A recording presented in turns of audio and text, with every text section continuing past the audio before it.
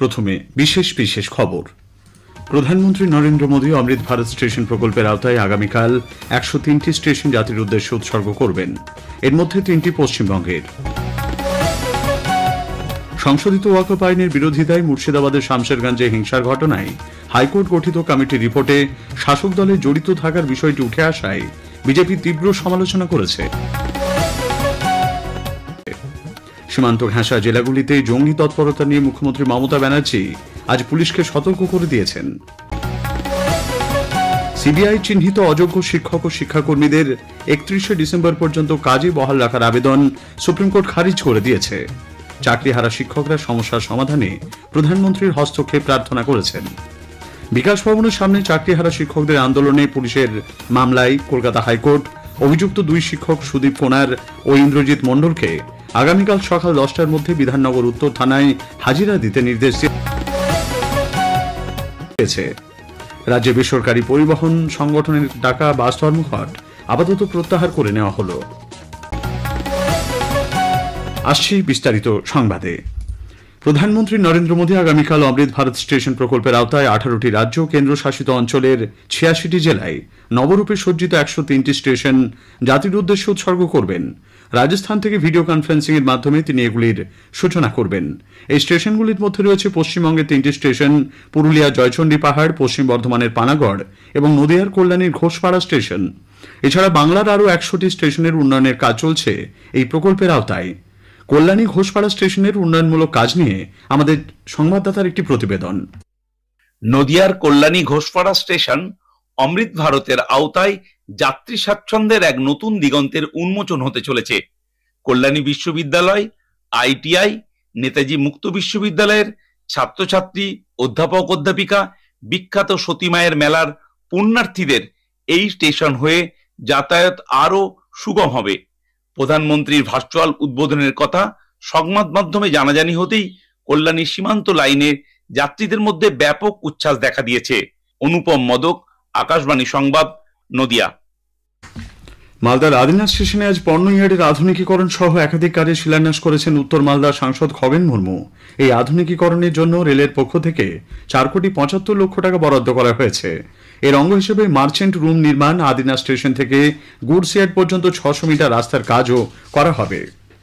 প্রধানমন্ত্রী নরেন্দ্র মোদী আগামী 29শে মে আলিপুরদুয়ারে এক জনসভায় যোগ দেবেন। বিজেপির পক্ষ থেকে জানানো হয়েছে আলিপুরদুয়ার প্যারেড গ্রাউন্ডে ওই জনসভা সেরে প্রধানমন্ত্রী সিকিম যাবেন। প্রধানমন্ত্রী সফরের আগে আলিপুরদুয়ারের সাংসদ মনোজ টিগ্না, জেলা বিজেপি নেতারা গতকাল প্যারেড ময়দান পরিদর্শন করেন। সংশোধিত ওয়াকফ আইনের বিরোধিতায় মুর্শিদাবাদের শামশেরগঞ্জে হিংসার ঘটনায় হাইকোর্টে জমা দেওয়া রিপোর্টে ধুলিয়ান পৌরসভার প্রাক্তন চেয়ারম্যান তৃণমূল নেতা মেহবুব আলমের সরাসরি জড়িত থাকার বিষয়টি উঠে এসেছে। ওই ব্যক্তির সরাসরি নির্দেশে হিংসা ও চূড়ান্ত অশান্তি হয়েছে, এমনকি স্থানীয় তৃণমূল কংগ্রেসের বিধায়কের উপস্থিতিও ছিল বলে দাবি করা হয়েছে রিপোর্টে। আগে বিজেপির রাজ্য সভাপতি ডক্টর সুকান্ত মজুমদার ও রাজ্যের বিরোধী দলনেতা শুভেন্দু অধিকারী দাবি করেছিলেন মেহবুব সহ আরও কয়েকজন তৃণমূল নেতার প্রত্যক্ষ মদতে ধুলিয়ান, জাফরাবাদ, বেদবোনা, দিঘড়ি প্রভৃতি গ্রামে হিংসা ছড়ায়। খুন হন পিতাপুত্র হরগোবিন্দ দাস ও চন্দন দাস। 400 হিন্দু পরিবার ঘর ছেড়ে পালিয়ে যেতে বাধ্য হন। কার্যত তাদের দাবিকেই মান্যতা দিল হাইকোর্টের গঠন করা কমিটি। জাতীয় মানবাধিকার কমিশনের আইন বিভাগের রেজিস্ট্রার যোগিন্দর সিং, রাজ্য আইনি পরিষেবা কর্তৃপক্ষের সদস্য সত্য অর্ণব ঘোষাল ও পশ্চিমবঙ্গ জুডিশিয়াল সার্ভিসের রেজিস্ট্রার সৌগত চক্রবর্তীকে নিয়ে গঠিত 3 সদস্যের প্রতিনিধি দল এই পূর্ণাঙ্গ রিপোর্ট জমা দিয়েছেন। এদিকে এখনও থমথমে শামশেরগঞ্জের জাফরাবাদের বেদবোনা গ্রামে হাইকোর্টের নির্দেশে কেন্দ্রীয় বাহিনী মোতায়েন রয়েছে। পরবর্তী শুনানি আগামী 31শে জুলাই। মুর্শিদাবাদের সাম্প্রদায়িক অশান্তি নিয়ে মুখ্যমন্ত্রী রাজ্যবাসীকে অসত্য বলছেন বলে বিজেপি অভিযোগ করেছে। বালুরঘাটে আজ এক সাংবাদিক বৈঠকে দলের রাজ্য সভাপতি সুকান্ত মজুমদার বলেন, এই ঘটনার তদন্তে আদালতের নির্দেশে যে কমিটি গঠন করা হয়েছিল তারা ইতিমধ্যেই রিপোর্ট পেশ করেছে। বহিরাগতরা এসে অশান্তি করেছে বলে মুখ্যমন্ত্রী দাবি করলেও তার সার্বত্তা নিয়ে প্রশ্ন তুলেছেন সুকান্ত বাবু। মমতা বন্দ্যোপাধ্যায় বারবার বলে গেছিলেন যে দাঙ্গাকারীরা বাইরে থেকে এসেছিলেন।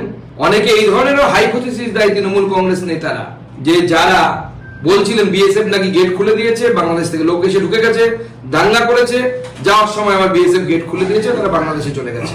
অর্থাৎ প্রথম পয়েন্ট হচ্ছে মুখ্যমন্ত্রী মমতা বন্দ্যোপাধ্যায় দিনের পর দিন এবং তার পার্টি রাজ্যবাসীকে মিথ্যে কথা বলেছে। মুখ্যমন্ত্রী বলেছিলেন বাইরের লোক আছে, আমরা প্রমাণ করে দেবো, অমুক করে দেবো, তমুক করে দেবো।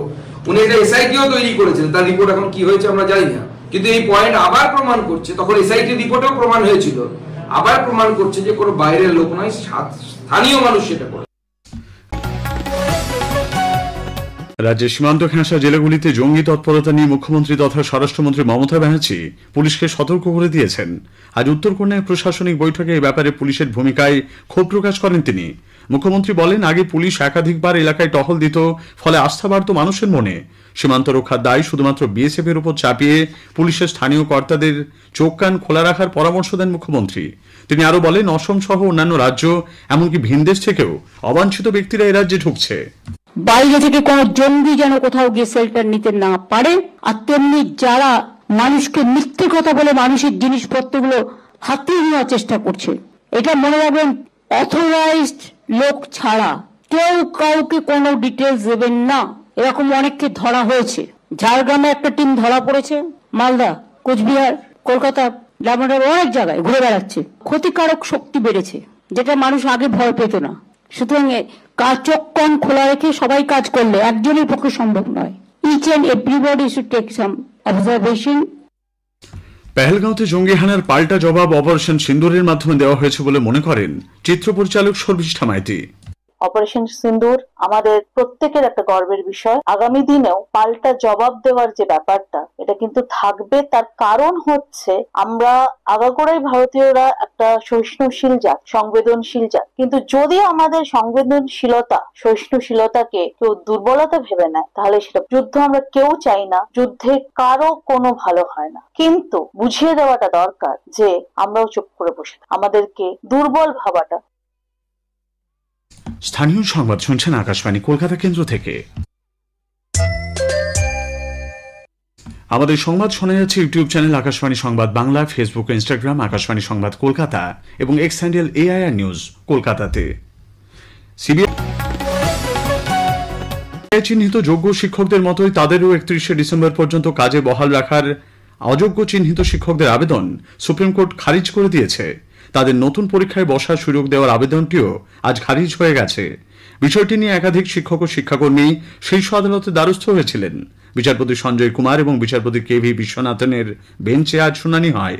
প্রাক্তন প্রধান বিচারপতি সঞ্জীব খান্নার বেঞ্চ যে নির্দেশ দিয়েছিল সেটিকেই বহাল রেখেছেন বিচারপতিরা। উল্লেখ্য, গত 3রা এপ্রিল শীর্ষ আদালতের রায়ে 25,752 জন শিক্ষক অশিক্ষক কর্মীর নিয়োগ বাতিল হয়। এর মধ্যে 6,000-এর বেশি জনকে সিবিআই রিপোর্টের ভিত্তিতে সরাসরি অযোগ্য বলে চিহ্নিত করা হয়েছিল। এদিকে চাকরিহারা শিক্ষকরা তাদের সমস্যার সমাধানে প্রধানমন্ত্রীর হস্তক্ষেপ চেয়েছে।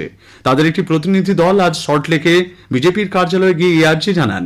বিজেপির রাজ্য সভাপতি সুকান্ত মজুমদার ও বিরোধী দলনেতা শুভেন্দু অধিকারীর সঙ্গে তাদের সাক্ষাৎ না হলেও চাকরিহারারা প্রাক্তন কেন্দ্রীয় প্রতিমন্ত্রী বিজেপি নেত্রী দেবশ্রী চৌধুরীর সঙ্গে দেখা করেন। চাকরি বাঁচানোর জন্য তারা কেন্দ্রীয় হস্তক্ষেপ চান বলে চাকরিহারা এক শিক্ষক জানিয়েছেন। এদিকে বিকাশ ভবনের সামনে চাকরিহারা যোগ্য শিক্ষকদের আন্দোলনে পুলিশের অতি সক্রিয়তার অভিযোগের মামলায় চাকরিহারা শিক্ষক সুদীপ কোনার ও ইন্দ্রজিৎ মণ্ডলকে আগামীকাল সকাল 10টার মধ্যে বিধাননগর উত্তর থানায় হাজিরা দিতে নির্দেশ দিয়েছে কলকাতা হাইকোর্ট। বিকাশ ভবন ঘেরাও কর্মসূচিতে গোলমালের অভিযোগে কয়েকজন চাকরিহারা শিক্ষককে শোকজ করেছে মধ্যশিক্ষা পর্ষদ। গত বৃহস্পতিবার বিকাশ ভবন ঘেরাও কর্মসূচিতে সরকারি সম্পত্তি নষ্ট এবং সরকারি কর্মচারীদের দীর্ঘক্ষণ অফিসে আটকে রাখার অভিযোগ উঠেছিল আন্দোলনকারীদের বিরুদ্ধে। পুলিশের তরফে বিধাননগর উত্তর থানায় আজ হাজিরা দিয়েছেন চাকরিহারা 4 শিক্ষক। রাজ্যে বেসরকারি পরিবহন সংগঠনের ডাকা বাস ধর্মঘট আপাতত প্রত্যাহার করে নেওয়া হয়েছে। 7টি পরিবহন সংগঠনের ডাকা 3 দিনের এই ধর্মঘট আগামীকাল শুরু হওয়ার কথা ছিল। কলকাতার পুলিশ কমিশনার মনোজ ভার্মা ও পরিবহন সচিব সৌমিত্র মোহনের সঙ্গে বাস মালিকদের সংগঠনগুলি লালবাজারে আজ আবারও বৈঠকে বসেন। এ ব্যাপারে রাজ্যের পরিবহন মন্ত্রী স্নেহাশিস চক্রবর্তী বলেন, রাজ্য সরকার দাবি দাওয়াগুলির বেশ কিছু মেনে নিয়েছে। ডেঙ্গি প্রতিরোধে রাজ্যের গ্রামীণ এলাকায় আবর্জনা চিহ্নিতকরণ ও কেন্দ্রীয়ভাবে নজরদারির জন্য রাজ্যে পঞ্চায়েত দপ্তর বিশেষ পোর্টাল চালু করেছে। এই পোর্টালের মাধ্যমে প্রতিটি গ্রাম পঞ্চায়েতে কোথায় আবর্জনা স্তূপ জমেছে তা জিও ট্যাগিং করে ম্যাপ করা হবে। কেন্দ্রীয় সরকার এক পেড মাকে নাম বা একটি গাছ মায়ের নাম বৃক্ষরোপণ কর্মসূচিতে রাজ্যের স্বনির্ভর গোষ্ঠীগুলিকে সামিল করা হচ্ছে। আগামী 5ই জুন বিশ্ব পরিবেশ দিবসের দিন থেকে রাজ্যে 10টি পুরসভায় বিশেষ বৃক্ষরোপণ অভিযান শুরু হবে। দেশের প্রাক্তন প্রধানমন্ত্রী রাজীব গান্ধীর 35তম প্রয়াণ দিবস আজ রাজ্য তথা দেশ জুড়ে নানা অনুষ্ঠানের মধ্য দিয়ে পালিত হচ্ছে। শেষ করার আগে স্থানীয় সংবাদের বিশেষ কিছু অংশ আরও একবার।